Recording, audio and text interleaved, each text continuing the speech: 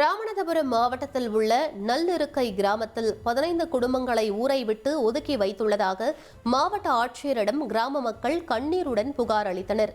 கிராம பொது நிதி செலவு தொடர்பாக கணக்கு கேட்டதால் ஒதுக்கி வைத்ததாக மக்கள் கூறியுள்ளனர். மேலும் திருமண விழாக்கள், இறப்பு போன்றவற்றில் பங்கேற்க முடியவில்லை எனவும், பள்ளிக்கூடத்தில் தங்கள் குழந்தைகளோடு மற்ற குழந்தைகள் பேசுவதில்லை எனவும் வேதனையுடன் கூறினர்.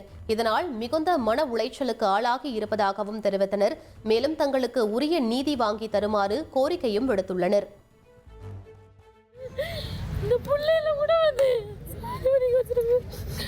அப்படின்னு சொல்றான் சார். தாங்க முடியல சார். நீங்களால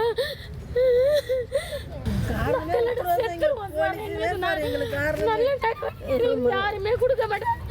நான் ஏதாவது பண்ணிக்கிறேன் சார். லைட்டா நாங்க வாழ முடியல சார். எங்களால நிம்மதியா இருக்க முடியல.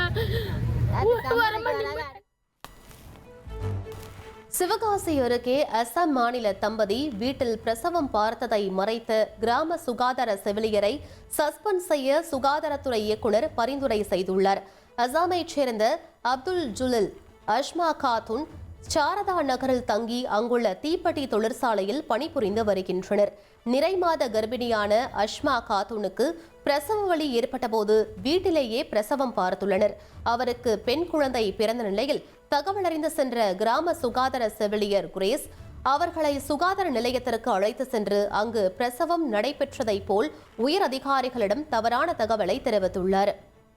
1,24,00,000 மனங்களை வென்ற தந்தி டிவி யூடியூப் சேனல். தவிர்க்க முடியாத தம்ப்நெயில்ஸ், கலக்கலான கான்டென்ட்ஸ். நீங்களும் இந்த குடும்பத்தில் இணைய இப்பவே சப்ஸ்கிரைப் பண்ணுங்க. அசுரபலம் கொண்ட எங்கள் டிஜிட்டல் கரங்களில் உங்கள் விளம்பரங்களை சேர்க்க வாட்ஸ்அப் பண்ணுங்க. 8939888378. Email advtthanditv@dttv.in.